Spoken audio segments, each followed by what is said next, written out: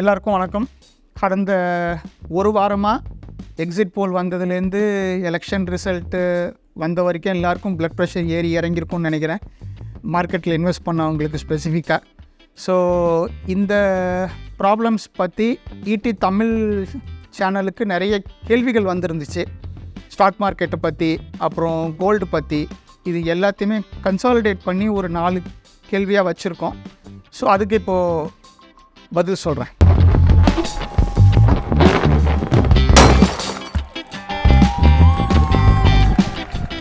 First கேள்வி பார்த்திங்கன்னா, June 3 மற்றும் ஜூன் 4 நடந்த பங்குச்சந்தையின் ஏற்ற இறக்கத்திற்கு என்ன காரணம்? அந்த ஜூன் 3 அன்னைக்கு எக்ஸிட் போலோட ரிசல்ட்ஸ் வந்ததுனால மார்க்கெட் ஏறிச்சு. It's a clear case of manipulation. The smart money என்ன ஆச்சுன்னா, ஃபஸ்ட்டு அந்த எக்ஸிட் போலோட ரிசல்ட்டு வந்து இப்படி தான் வரணும் அப்படிங்கிறது ஃபஸ்ட்டே முடிவாயிடுச்சு. எவ்வளோ சொல்லணும் அப்படிங்கிறது முடிவாயிடுச்சு. எந்த கட்சிக்கு மெஜாரிட்டியாக சொல்லணும் அப்படிங்கிறதும் முடிவாயிடுச்சு. ஸோ இந்த முடிவெல்லாம் ஆன பிறகு எக்ஸிட் போல்ஸ் வந்ததும் அந்த ஸ்மார்ட் மணி என்ன பண்ணாங்க, ப்ரீ மார்க்கெட்டில், அதாவது 9 o'clock 9:07 வரைக்கும் ப்ரீ மார்க்கெட் அப்படின்னு சொல்லுவாங்க, அந்த ப்ரீ மார்க்கெட்டில் சந்தை நல்லா ஏற்றி வச்சுட்டாங்க. இதை பார்த்த நார்மல் இன்வெஸ்டர்ஸ், பொதுமக்கள் என்ன பண்ணாங்க, அடடா இருக்கிற கட்சிக்கு மெஜாரிட்டி கிடச்சிடுச்சு, மார்க்கெட்டு ஏறப்போகுது அப்படின்னு சொல்லி நிறைய பணத்தை எடுத்துகிட்டு வந்து மார்க்கெட்டில் இன்வெஸ்ட் பண்ண ஆரம்பித்தாங்க. ஸோ பொதுமக்கள் உள்ளார வந்ததும் மார்க்கெட் வந்து பயங்கரமாக ஏற ஆரம்பிச்சிருச்சு. இப்போ ஜூன் 3 3% ஏறிச்சு. அடுத்த நாள் ஆக்சுவல் எலெக்ஷன் ரிசல்ட் வரும்போது என்னாச்சுன்னா, எந்த ஒரு கட்சிக்கும் மெஜாரிட்டி இல்லை, இது வந்து ஒரு தொங்கு பாராளுமன்றம் அப்படிங்கிற ஒரு ஸ்டேட்டஸ் தெரிய வரும்பொழுது என்னாச்சு, காலையிலே அது தெரிய வந்துருச்சு. ஸோ என்ன செய்ய ஆரம்பித்தாங்கன்னா, உடனே எல்லாருமே பேனிக் செல்லிங், அதாவது அந்த லாபமாக நேத்தி வாங்கினது ஏறின பிறகு நெக்ஸ்ட் டே ஆக்சுவல் ரிசல்ட் வரும்போது இன்னும் ஏறும், அதை விற்றுலாம் அப்படிங்கிற நினப்பில் வாங்கியிருந்தாங்க. 4 என்ன ஆச்சுன்னா, தங்களுடைய எதிர்பார்ப்புக்கு மாற மார்க்கெட்டு இறங்க எல்லாருமே பேனிக் ஆகி, ஐயோ மார்க்கெட் இறங்குது அப்படின்னு சொல்லி உடனே ஷேர்ஸை விற்க ஆரம்பிச்சிட்டாங்க. ஸோ பொதுமக்கள் நிறைய பேர் ஷேர்ஸை விற்க ஆரம்பித்ததுனால மார்க்கெட் வந்து பயங்கரமாக அன்றைக்கி 6% இறங்குச்சு. ஸோ ஜூன் 3 3% ஏறிச்சு, ஜூன் 4 6% இறங்குச்சு. ஸோ ஜூன் 3 மார்க்கெட் ஏறினதுக்கான காரணம் market manipulation and public participation. June 4 market இறங்கினதுக்கான காரணம் panic selling with public participation. 2வது கேள்வி, மார்க்கெட் ஏற்ற இறக்கத்தால் தங்கம் விலை உயருமா அல்லது இறங்குமா? குளோபலாக பார்த்திங்கன்னா அந்த கோல்டுங்கிறது it's a stable investment.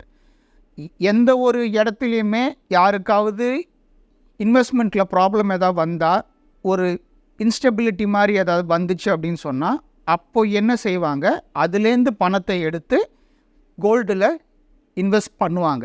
So இப்போ ஸ்டாக் மார்க்கெட் இருக்குது, ஸ்டாக் மார்க்கெட்டில் இன்ஸ்டெபிலிட்டி இருக்குது, ஸோ ஸ்டாக் மார்க்கெட் இறங்குது அப்படின்னு சொன்னால் உடனே என்ன செய்வாங்க, அன்ஸ்டேபிள் மார்க்கெட்லேருந்து அந்த பணத்தை எடுத்து ஸ்டேபிள் கோல்டில் போடுவாங்க. இப்போ மார்க்கெட் ஸ்டேபிள் ஆகிடுச்சுன்னா ஸ்டேபிள் கோல்டுலேருந்து பணத்தை எடுத்து ஸ்டேபிள் மார்க்கெட்டில் போடுவாங்க. ஏன்னா மார்க்கெட் தான் உங்களுக்கு கோல்டை விட அதிகமான ரிட்டர்ன்ஸ் வரும். கோல்டில் எதுக்கு பணத்தை போடுறாங்கன்னா ஸ்டெபிலிட்டிக்கு.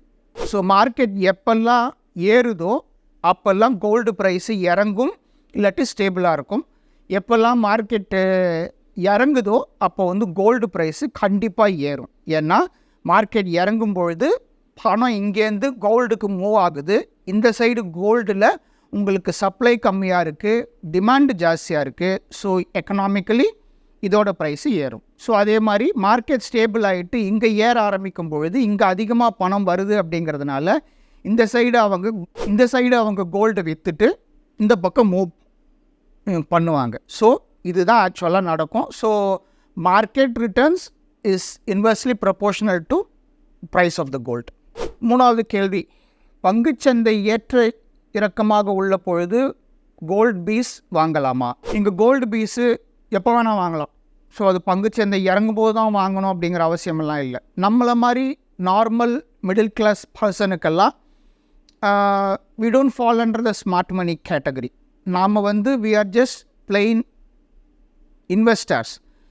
இந்த மாதிரி நேரங்களில் நாம் இங்கேருந்து பணத்தை எடுத்து இங்கே போட்டு அப்புறம் இங்கேருந்து பணத்தை எடுத்து இங்கே போட்டு இந்த மாதிரி மாற்றி மாற்றி நாம் பண்ணிக்கிட்டு இருந்தோம்னா நமக்கு வந்து சார்ஜஸ் தான் அதிகமாக போகுமே தவிர நமக்கு ப்ராஃபிட்டுங்கிறது நல்லா குறையறதுக்கான வாய்ப்புகள் இருக்குது. ஸோ இந்த மாதிரி நேரங்களில் the gold piece it should be a part of your investment. அதாவது உங்களுடைய மொத்த முதலீடில் ஒரு சிறு பகுதியை 10%, 20% எப்போ வேணும்னாலும் நீங்கள் கோல்டு பீஸில் இன்வெஸ்ட் பண்ணிக்கிட்டே வரலாம். அதுதான் உங்களுக்கு சேஃப். எந்தெந்த துறைகளில் தைரியமாக முதலீடு செய்யலாம்? இப்போ மார்க்கெட்டை பார்த்தீங்கன்னா இப்போ இருக்கிறது இட்ஸ் அன் அன்ஸ்டேபிள் கண்டிஷன். புதுசாக ஃபார்ம் ஆகிருக்கிற கவர்மெண்ட்டு ஃபஸ்ட்டு ஃபார்ம் ஆகுமா நம்பர் 1 கேள்வி. 2வது அப்படி ஃபார்ம் ஆச்சுன்னா எந்த இலாக்கா யார் யாருக்கு போகுங்கிறது 2வது கேள்வி. அண்ட் 3வது கேள்வி அப்படி போகிற இலாக்காக்களில் கவர்மெண்ட்கிட்டேருந்து ஸ்பெண்டிங் கம்மியாகுமா அதிகமாகுமா அப்படிங்கிறது இந்த மாதிரி நிறைய கேள்விகள் இருக்குது. இந்த மாதிரி நிலையில்லாத நேரங்களில் எப்போவுமே 3 செக்டார் தான் உங்களுக்கு இது வருஷத்தோட எல்லா நாள்லேயும் ஸ்டேபிளாக இருக்கும். ஒன்று எஃப்எம்சிஜி, இன்னொன்று ஃபார்மா, இன்னொன்று பேங்கிங். இது 3 தான் எந்த காலத்துலேயும் இட்ஸ் நாட் சீசனல். ஸோ எந்த காலத்துலேயும் டேமேஜ் இல்லாத துறைகள். ஸோ இந்த மாதிரி இன்ஸ்டேபிளாக இருக்கிற நேரத்தில் உங்களுடைய பணத்தை ஃபார்மாலேயோ எஃப்எம்சிஜிலேயோ இல்லாட்டி பேங்கிங்லேயோ இல்லாட்டி 3த்துலேயுமே ஸ்ப்ளிட் பண்ணி போட்டிங்கன்னா இது 3த்துக்குமே இண்டெக்ஸ் இருக்குது தனியாக. ஒரு ஃபார்மா இண்டெக்ஸ் இருக்குது, ஒரு பேங்க் நிஃப்டி இருக்குது, அதுக்கேற்ற மாதிரி எஃப்எம்சிஜி இண்டெக்ஸ் இருக்குது. இது 3த்துமே ஸ்ப்ளிட் பண்ணி போட்டிங்கன்னா உங்களுக்கு லாஸஸ் வந்து கம்மியாகும், ப்ராஃபிட்டு கம்மியாக தான் இருக்கும். பட் உங்கள் பணத்துக்கு அதிக அளவுக்கு டேமேஜ் இருக்காது. இன்னும் உங்களுடைய கேள்விகள் தாராளமாக நீங்கள் கேளுங்க. அடுத்து வர்ற வீடியோவில் எல்லாத்துக்கும் கண்டிப்பாக பதில் சொல்கிறேன். நன்றி. மேலும் ஈடி தமிழ் சேனல்ல வரப்போகும் பிசினஸ் மற்றும் அது ரிலேட்டடான வீடியோவை பார்க்க உடனே கீழே இருக்க சப்ஸ்கிரைப் பட்டனை கிளிக் பண்ணுங்க.